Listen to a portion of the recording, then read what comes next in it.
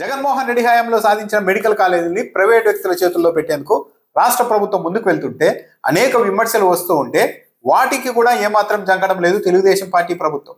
సాధారణంగా రాజధాని లాంటి నిర్మాణాలు జరిగేటప్పుడు సచివాలయం, హైకోర్టు, సెక్రటేరియట్, అసెంబ్లీ ఇలాంటివి కట్టేస్తే మిగిలిన వాళ్ళు ప్రైవేట్ వ్యక్తులు వచ్చేసి అక్కడ స్థలాలు కొనుక్కొని డెవలప్ చేసుకుంటూ ఉంటారు. ఇది మోడల్. సహజంగా అమరావతిలో కూడా అదే చేయాలంటే నో, రాజధాని మొత్తం రాష్ట్ర ప్రభుత్వమే నిర్మించాలంటూ అక్కడ లక్షల కోట్లు అప్పులు తెచ్చి మరీ ఖర్చు పెట్టేందుకు రాష్ట్ర ప్రభుత్వం సిద్ధమవుతోంది.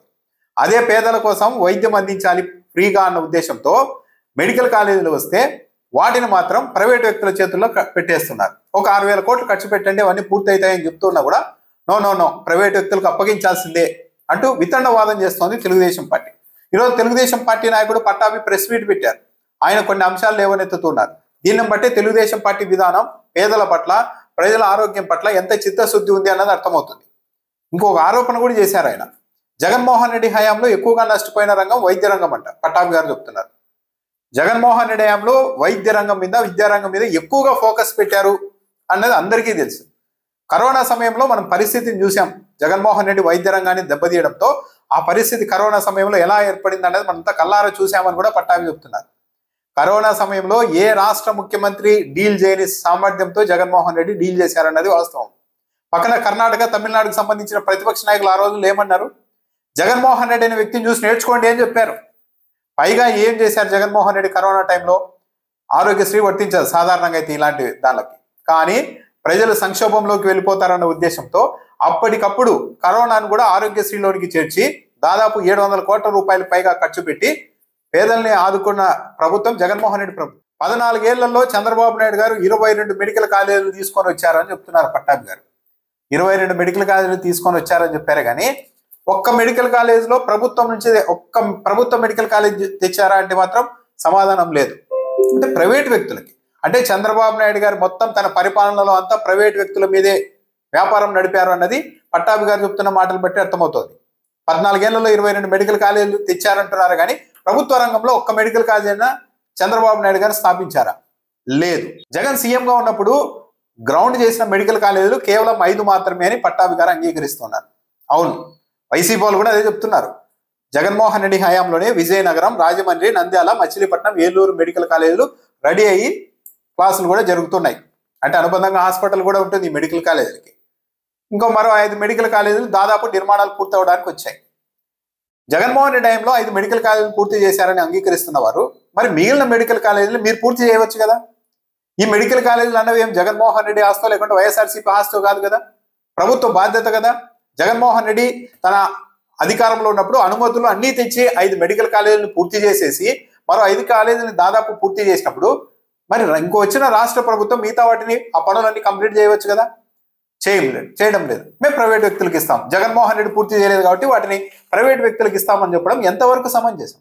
అది పైగా చెప్తున్నారు ఈ 10 మెడికల్ కాలేజీలను ప్రైవేట్ వ్యక్తులకు మేము దారాదత్తం చేయడం లేదు. ఈ కాలేజీలను టేకప్ చేసే సంస్థలు, వ్యక్తులు ఒక చారిటబుల్ ట్రస్ట్ని ఏర్పాటు చేయాల్సి ఉంటుంది, లేదా సెక్షన్ 8 కింద కంపెనీ ఏర్పాటు చేయాల్సి ఉంటుంది. అంటే నాన్ ప్రాఫిట్ ఆర్గనైజేషన్, అంటే లాభాపేక్ష లేకుండా ఒక చారిటబుల్ ట్రస్ట్ ద్వారా కానీ సెక్షన్ 8 ద్వారా కంపెనీ ఏర్పాటు చేసి నడపాల్సి ఉంటుంది అని పట్టాభి చెప్తున్నారు. ఈ చారిటబుల్ ట్రస్టులు, ఈ లాభాపేక్ష లేని కంపెనీల ఏర్పాట్లు కార్పొరేట్ కంపెనీలు ఎలా వాడతాయనేది మనకు తెలీదా? ఇదే రాష్ట్రంలో విద్యారంగంలో ఇలాగే చారిటబుల్ ట్రస్ట్ రూపంలో నడుపుతాం, లాభాపేక్ష లేకుండా మేము కాలేజీలు నడుపుతామని చెప్పి అనుమతులు తీసుకొని కొన్ని కార్పొరేట్ సంస్థలు 1000 కోట్లు ఎలా సంపాదించాయి? ఆ సంపాదించే క్రమంలో తల్లిదండ్రుల్ని, పిల్లల్ని ఏ విధంగా పట్టి పీడిస్తున్నాయో ఈ రాష్ట్రం అంతా దశాబ్దాలుగా చూస్తూనే ఉంది కదా. ఆ విద్యా సంస్థలు, ఆ కార్పొరేట్ విద్యా సంస్థలు కూడా ట్రస్టుల రూపంలోనే నడుస్తున్నాయి కదా. లాభాపేక్ష లేకుండా నడుపుతామని వచ్చారు కదా, కానీ 1000 కోట్లు సంపాదిస్తున్నారు కదా. ఇది అంతే. మెడికల్ కాలేజీలు కూడా చారిటబుల్ ట్రస్ట్ అనో నాన్ ప్రాఫిట్ ఆర్గనైజేషన్ అని కథలు చెప్పేసి వాళ్ళు కూడా 100 కోట్లు తీసుకోవడానికి ట్రై చేస్తారు. జగన్మోహన్ రెడ్డి హయాంలో ఈరోజు మాజీ మంత్రి విడతల రజనీ గారు వివరించారు. జగన్మోహన్ రెడ్డి హయాంకు ఈ ప్రభుత్వంలో ఇప్పుడు ప్రైవేట్ పరం చేస్తే వచ్చే తేడా సింపుల్. జగన్మోహన్ రెడ్డి హయాంలో గవర్నమెంట్ ఆధీనంలోనే మెడికల్ కాలేజీలు ఉన్నప్పుడు అనుబంధంగా వాటికి హాస్పిటల్స్ ఉంటాయి కాబట్టి అక్కడ మంచి సదుపాయాలు ఉంటాయి కాబట్టి ఒక వ్యక్తి ఏదైనా జబ్బుతో అక్కడికి వెళ్తే doctor fees free, OP free, అక్కడ మందులు ఫ్రీ, ఆపరేషన్ ఏదైనా చేయాల్సి వస్తే అది ఫ్రీ, ఇక ఏదైనా టెస్టులు కానీ స్కానింగ్లు కానీ చేయాల్సి వస్తే అన్నీ ఫ్రీ. కానీ ఇప్పుడు ప్రైవేట్ వ్యక్తుల చేతుల్లో అవన్నీ పెట్టినప్పుడు తప్పనిసరిగా డబ్బులు వసూలు చేస్తారు. డబ్బులు వసూలు చేయకుండా ఉంటారా చెప్పండి? ఈరోజు చెప్పొచ్చు కాలేజీలు ప్రైవేట్ వ్యక్తులకు అప్పగించే వరకు లేదు లేదు అంతా చారిటబుల్ ట్రస్ట్ రూపంలో నడుస్తుంది, లాభాపేక్ష లేకుండా నడుస్తుంది, డబ్బులు అవసరం లేదని చెప్తారు. కానీ ఒక్కసారి ప్రైవేట్ వ్యక్తుల చేతుల్లోనికి వెళ్ళిన తర్వాత ఇక ఏ పేదోడైనా ఏ మధ్య తరగతోడైనా అటువైపు వెళ్ళగలుగుతారా? పట్టాభి ఇంకో విమర్శ కూడా చేశారు. ప్రభుత్వ కాలేజీల్లో మేనేజ్మెంట్ కోటా ఇచ్చింది జగన్మోహన్ రెడ్డి కాదా అని. ఎస్, జగన్మోహన్ రెడ్డి తెచ్చారు. ఈరోజు మాజీ మంత్రి విడుదల రజనీ గారు కూడా ఆ విషయాన్ని క్లారిటీ ఇచ్చారు ఎందుకు తెచ్చారన్నది. ఎందుకు తెచ్చారంటే 50% సీట్లను మేనేజ్మెంట్ కోటా కింద పెట్టారు జగన్మోహన్ రెడ్డి. ఎందుకు పెట్టారంటే ఈ మెడికల్ కాలేజీల సస్టైనబిలిటీ కోసం, మధ్య మధ్యలో ఆర్థిక ఇబ్బందులు వచ్చినా కూడా ఆ ఒడిదుడుకులు తట్టుకునేందుకు గాను కొన్ని సీట్లను మేనేజ్మెంట్ కోటాలో పెట్టారు. పెట్టి కూడా నిర్ణీత ఫీజును నిర్ణయించారు. ఇవి ప్రభుత్వం చేతిలో ఉంటాయి కాబట్టి ఇష్టానుసారం ప్రైవేట్ కాలేజీలో తరహాలో కోట్ల రూపాయలు వసూలు చేయడానికి వీలుండదు. మేనేజ్మెంట్ కోటా అని చెప్పినప్పటికీ కూడా అది కూడా ఏంటి, పాత మెడికల్ కాలేజీలో కాదు, కేవలం కొత్తగా తెచ్చిన ప్రభుత్వ మెడికల్ కాలేజీలో మాత్రమే ఈ సెల్ఫ్ ఫైనాన్స్ సీట్లను పెట్టేది జగన్మోహన్ రెడ్డి ప్రభుత్వం. ఆ కాలేజీలకి ఎలాంటి ఆర్థిక ఇబ్బంది ఉండకుండా నడవడానికి. ఎన్నికల ముందు ఏం చెప్పారు తెలుగుదేశం పార్టీ వాళ్ళు? ఈ మెడికల్ కాలేజీలో ఈ సెల్ఫ్ ఫైనాన్స్ సీట్లను కూడా మేము రద్దు చేసేసి మొత్తం అంతా కన్వీనర్ కోటా కిందకే తెచ్చి పేదల్ని ఆదుకుంటామని చెప్పారు. కానీ ఈరోజు మొత్తం కాలేజీలు తీసుకెళ్లి ప్రైవేట్ వ్యక్తుల చేతుల్లో పెడుతున్నారు. ప్రైవేట్ వ్యక్తుల చేతుల్లో పెడితే ఈ మేనేజ్మెంట్ సీట్లకు సంబంధించి వాళ్ళ ఇష్టానికి కోట్లు వసూలు చేస్తారు. పైకి ఇంత చూపెట్టి లోపల కోట్లు వసూలు చేస్తారు. అటువైపు ఎవరైనా పేదలు వెళ్ళగలుగుతారా? కొన్ని సీట్లు మాత్రమే ఫ్రీగా ఇచ్చి మిగిలినవన్నీ అమ్మేసుకుంటారు.